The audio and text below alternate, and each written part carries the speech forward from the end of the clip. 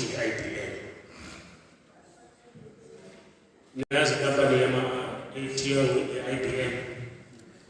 Le company lena ithi isebenzisa ama-principles amathathu noma amane. Ithi yona, we will treat our people with respect.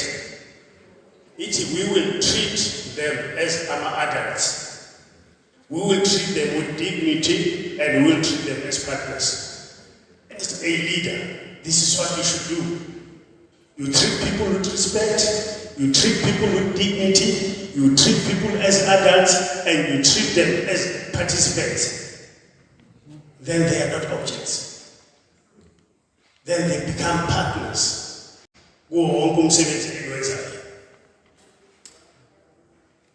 The 5 executive members as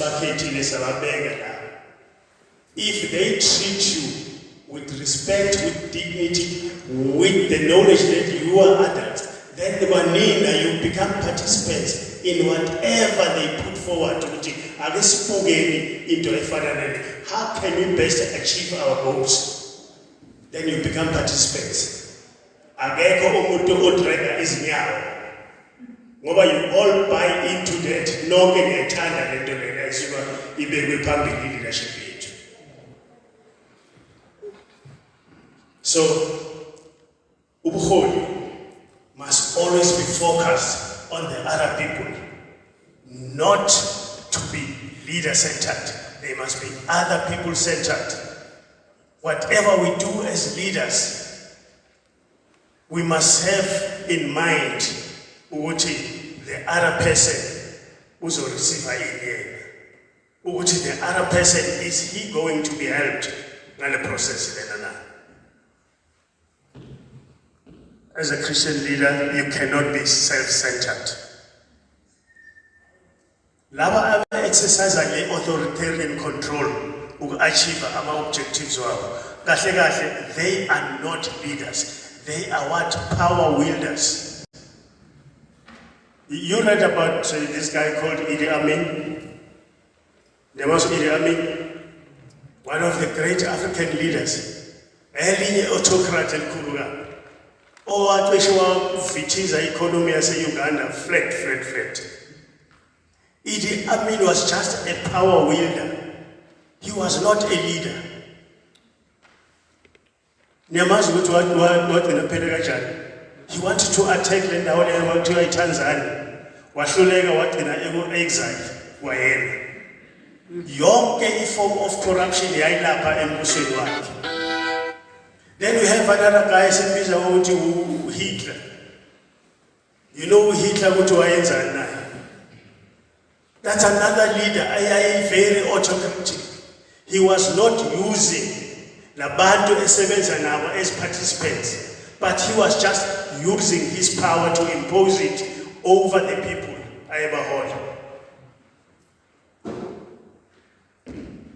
So, abantu aba-exploiter abanye njalo, they are not actually leaders.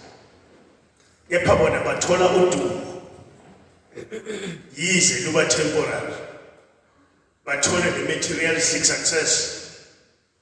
Umholi ilona umuntu abantu abamlandela freely and willingly and voluntarily. That is a true leader.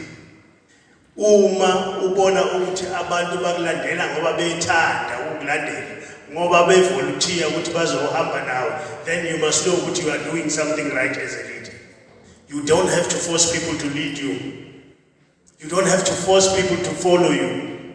People must follow you voluntarily. They must follow you because they believe in what you are saying. Imithetho yama-tyrants, ama-bully, awasebenzi. There is this one bully, I say Italy. Angazi bebathi Giuseppe what owayelelwa unification yase-Italy. Do you know that leader? Angazi nenze history school. That leader, wathi uma ethatha over power, you know what he said to the people base-Italy? Ubatshela ukuthi manje, I offer neither pay, no quota, no provision. No quota, no provision. I offer hunger first, if you love your country with your heart, you will follow me. Niyamuzwa ukuthi uthini lo muntu loyo? Kahle kahle wathembisa ukufa. That's a tyrant, that's a bully.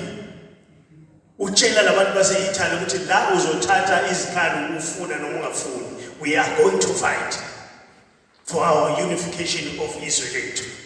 But his strategy sakhe, he was bullying those people. He was forcing them.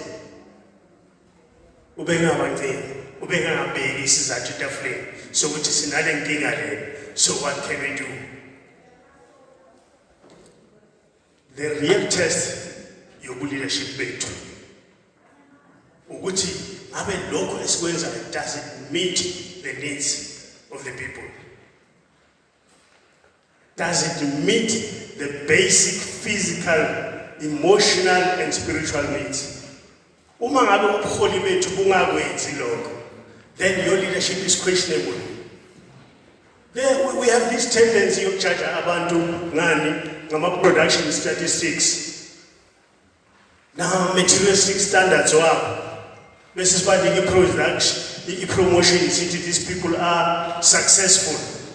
Kanti kahle kahle they are not successful. Ngoba if actual needs of people are not met, leadership yakho is not actually leadership.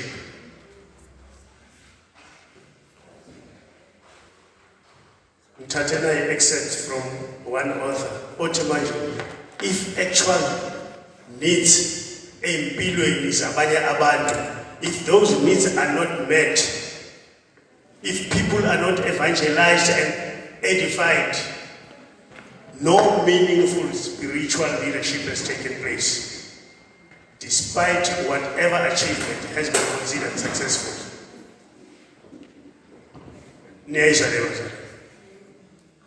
Uma ngabe ungenzanga umehluko empilweni yomuntu ngokwevangeli na ukumthuthukisa, no actual leadership has taken place empilweni zabo. Nanoma ngabe yini enhle othi uyenzile wena. As a leader, you have a greater vision. As a leader, you have a greater vision than umuntu manager. As a leader, you think long term. As a leader, you see the whole picture.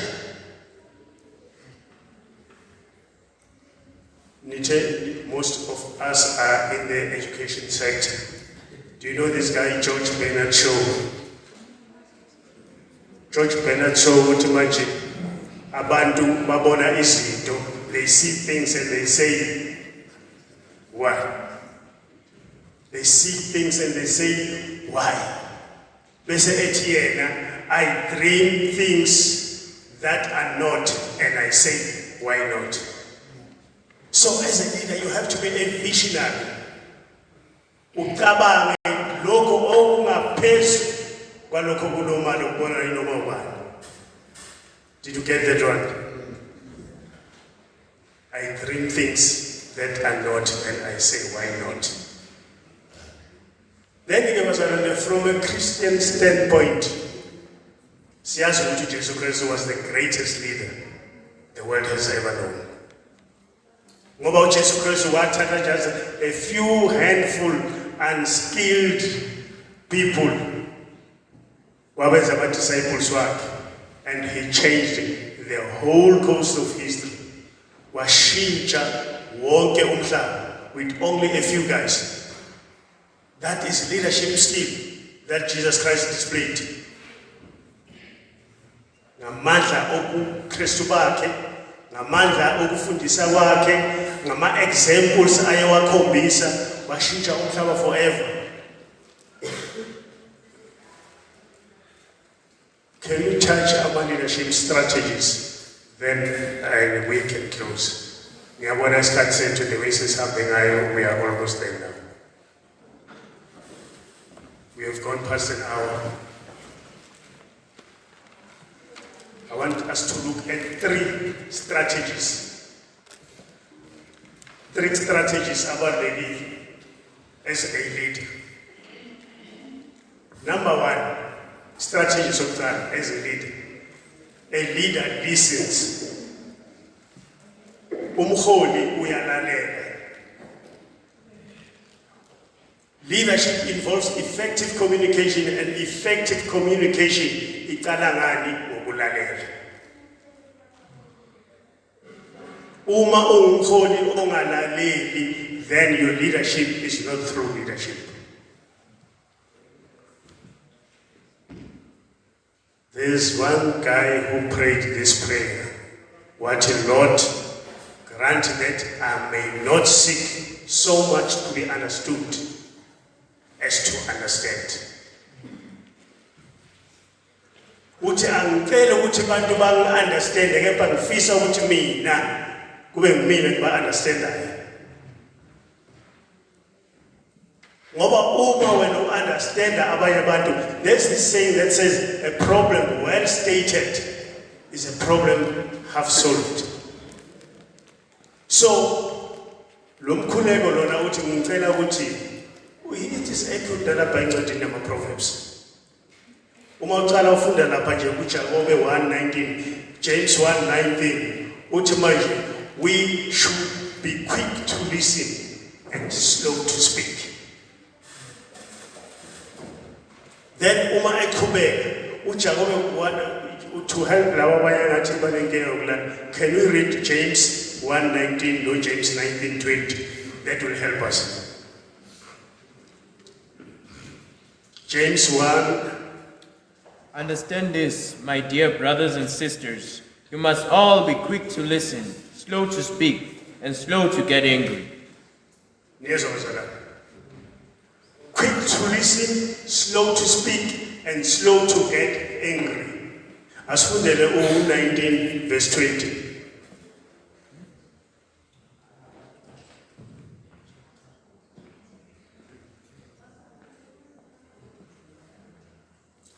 Say James, Proverbs 1. Oh, what is the level is fundamental? James 1:19. Then please read out Proverbs 1 verse 5.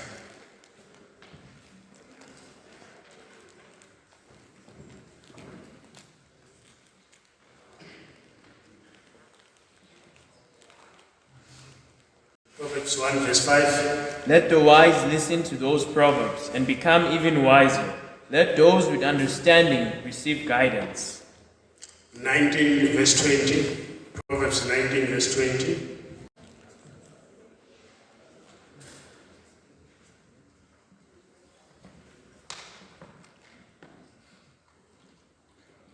Get all the advice and instruction you can, so you will be wise the rest of your life. Hallelujah. Can you hear that? Even umuntu wise. Uma elalela, even umuntu owise, uma eqhubeka nokufunda, he gets wiser and wiser day by day. Akufiki isikhathi la uthi manje khona ukufunda sekuphelile. You get wiser each and every day. That's a true mark of a leader. A leader gets wiser ukuthi uyafunda njalo nje. Akafundi incwadi kuphela. Uthola the wisdom kwabanye abahambe phambi kwakhe. You can't be a wise leader if you fail to listen. You can't be a wise leader if you fail to learn. You can't be a wise leader if you don't accept advice from mature people. My people perish from lack of what? From lack of knowledge. Now understand that. You must listen, you must learn, you must accept the advice. Kulabanye aba more matured. By comparison, you must pay a line, uba masuku nami esingathi si more matured in terms of the age. I need. So, Mina, I'm in a position to offer you advice in each and every area of your life. The age I've been there. The challenges that you are facing currently, Nami, I once faced them. You tell me about peer pressure, Nami, I had peer pressure. You tell me you were battling with alcohol, Nami, I once faced those things. You tell me your friends are teaching you to smoke. Now I had friends who taught me to smoke. So I've been there. Ngufundile konke lokho. But guess what? After that, what was my conclusion? The conclusion yami itholakala lapha ku-Ecclesiastes isebenze konke kuyize. Vanity of all vanities. Konke kuyize akusizi ngalutho. I've been your age. I've experienced everything that you are currently experiencing. None of my I've gone through that. Do you know that caution etholakala lapha kuZaga ithi indodana yami uma izonzi kuyena ungavumi. We also had the challenge. We also had abangani abasihehayo bathi asambeni siyophuza utshwala, asambeni siyokwenza lokho nalokho. But now we're getting the wise counsel that says, ndodana yami uma izonzi kuyena ungavumi. You have peer pressure. The peer pressure uthola abangani abamangalayo uma wena ubehave in a certain way ungalandeli bona. Anti abangani bafuna ukuthi senze njengabo. Abangani bathi usilima wena uma wajola. Is that not true? Abangani bathi usilima wena uma ungaphuza utshwala. Wena usilima uma nje wena wenza okungahambisani naloko bona abakuthandayo, you are a fool. But let me tell you, at the same time, uma uresista, they admire you. Easy, they will not tell you. Bayafisa ukufana nawe kepha ngeke bakhona. So when don't give up. In fact, become the stronger person, become the leader. If you battle with lonke lama challenges afana nalawa engiwashoyo, you are lucky. Ngoba amongst you, there is this verse elithi manje, stand in the crossroads, imani ezindleleni, nibheke, nibuze ukuthi yiphi indlela eright ekumele nihambe ngayo. Uma senitholile, nihambe ngayo. I know the enormous pressure that you face at Wandawasha. It's overwhelming, especially when you're emergencies, especially when you're millennials. You know, one of the greatest problems in emergency, they easily give up and commit suicide. That is the biggest problem. They can't face up to our challenges. They take the easiest way out. My book shows that 25 years, they say committed suicide because of peer pressure. How can you commit suicide just because you want to fail metric? Whereas you are mad. Kuthi labantwana bethu abasha laba basekubhala ama exam bathi asibakhulekeleni ngize ngibuze mina ukuthi kahle kahle bafundile ngoJanuary sabatshela ukuthi bafunde na ngoba akusizi ukukhulekela umuntu uma sayabhala ama exam kanti akafundanga bathi asibakhulekeni ngoba laba bangafeyila. Yes, the request was like this, but asikhulekele labantwana bethu abayibhala umatric ukuthi ba accept nanoma uphi umphumela. That was a request from the leadership yani the evangelical church at national level. But sinikhulekele ukuthi namukele nanoma umuphi ma results enizowathola because bathi ningafeyila nina niyazibulala. Why ningafunda? Ngoba uma ufunda that will guarantee ukuthi uyapasa. But anifundi nafika uDecember niyabhala igama lakho alivele ephepheni if you commit suicide.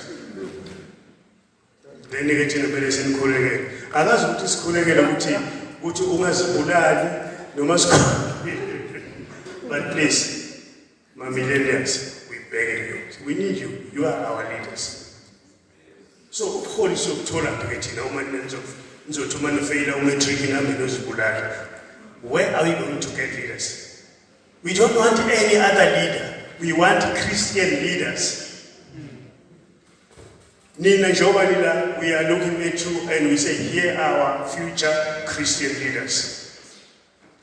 So please, rather work hard to avoid disappointment as a way to touch the easy way out. Hallelujah.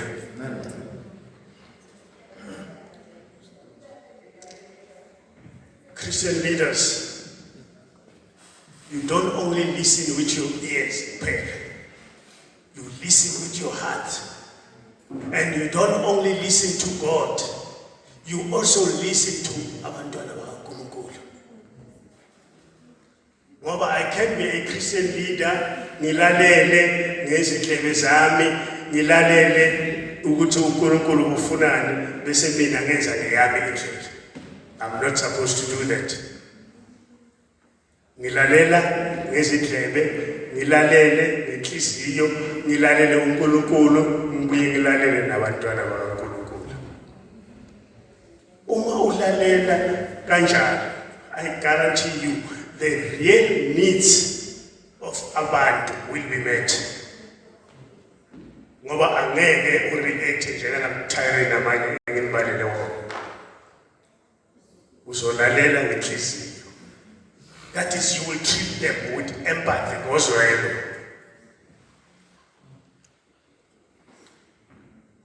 That was strategy C1. Samaritan is to listen. If you are not a leader, forget about your leadership. Strategy says 2. So behold, you build a team. You don't bring people to submission. You don't force them to comply. You don't force them to obedience.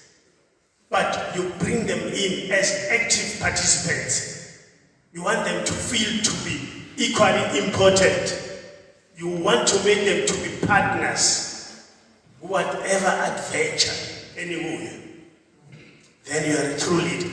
If they buy into you, what you are selling them, willingly, I ngoba force, I ngoba coerce, but beza willingly, ngoba bayizwile lento ishoyo, they like it, they buy into it, then they support you, they become participants with a life and a good decision making and yenza. You know, in the Old Testament, uMose wayefuna ukwenza zonke izinto eyedwa. Until uJethro aze am-advise ukuthi manje you need to delegate ama responsibilities ngoba lo msebenzi uwedwa wena Mose angeke wakhona. As leaders, we also need to listen to the advice kaJethro. Delegate responsibilities. Share responsibilities with others. Then uzobona ukuthi wena as a leader you're not getting worn out. Angeke uphele. Sinengathi bangakushayela izandla yazi nguwe kuphela longalali. Yeah, and abanye can understand nje bavela kude. Bakhona bavela ugwini. Bakhona bavela leZululand kude nase KZN. Ubombo ya ngiyazi drive 7 hours ukuzohlala la another 3 hours ukuthi uzobala. So niyezwa bazalwane. uMose wayefuna ukwenza zonke izinto eyedwa. uJethro wathi cha angeke khona. Ake ushare ama responsibilities nabanye. As a leader you must learn to share responsibilities with others. I-leader ke evuthiwe nayo uyayithatha leyo advice kaNkulunkulu. Umpostoli uPaul lapha ku 1 Corinthians 3:4 uthi yena we are co-workers emsebenzini kaNkulunkulu. Nakubona ukuthi umpostoli Paul ekhuluma nabo athi manje nina nithi nilandela uPaul, nina nithi nilandela uApollo, abanye bathi balandela ubani. Athi no, ayisebenzi lento leyo. Sonke sisebenza kanye, we are co-workers. Akekho omunye ongcono kunomunye la. Sonke. Omunye uyatshala, omunye uyanisela, only God make it grow. Angithi sima co-workers siyasebenzisana. Elesithathu lelokugcina. I-leadership iya-inspire. Ngithe strategy sokuqala, umholi uyalalela. ulalela ngezindlebe, ulalela ngenhliziyo, ulalela uNkulunkulu, alalele nabantu bakaNkulunkulu. Elesibili, i-leader iya-inspire. You make people feel to be equally important kulo msebenzini kubo. Ingako umpostoli uPawulu athi we are co-workers, akekho omkhulu kunomunye, siyalingana sonke, sisebenza kanye kanye ngokufanana. Elokugcina, elesithathu, a leader inspire abantu. You practice what you preach. Actions speak louder than words. Angisisho kanjalo. Uthi umpostoli uPawulu lapha ku 1 Corinthians 11, follow my example, because I follow the example of Jesus Christ. Let us follow the example of Paul. Ngoba uPawulu uthi naye ulandela ubani? uKristu Jesu. Hallelujah.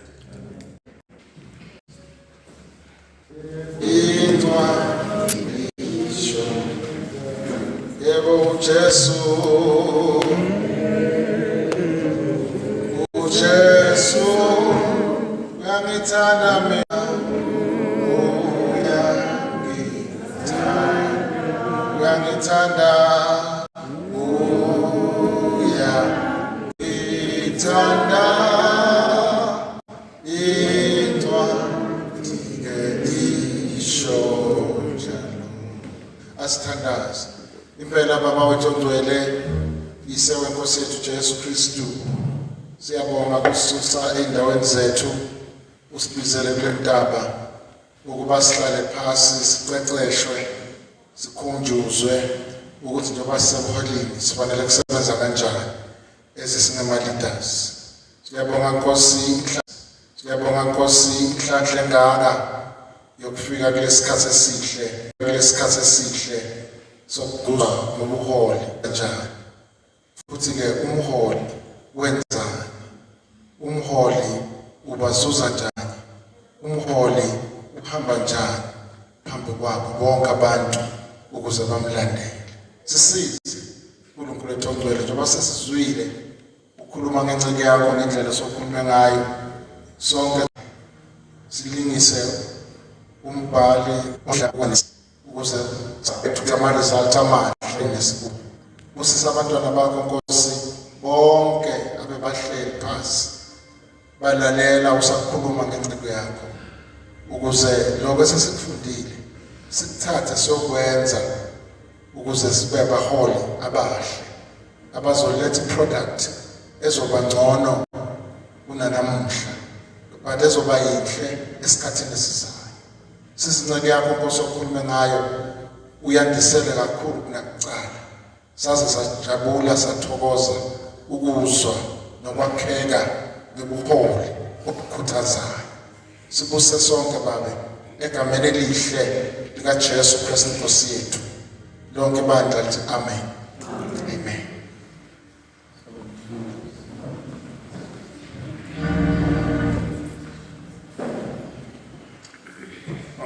Uyezwa uMC.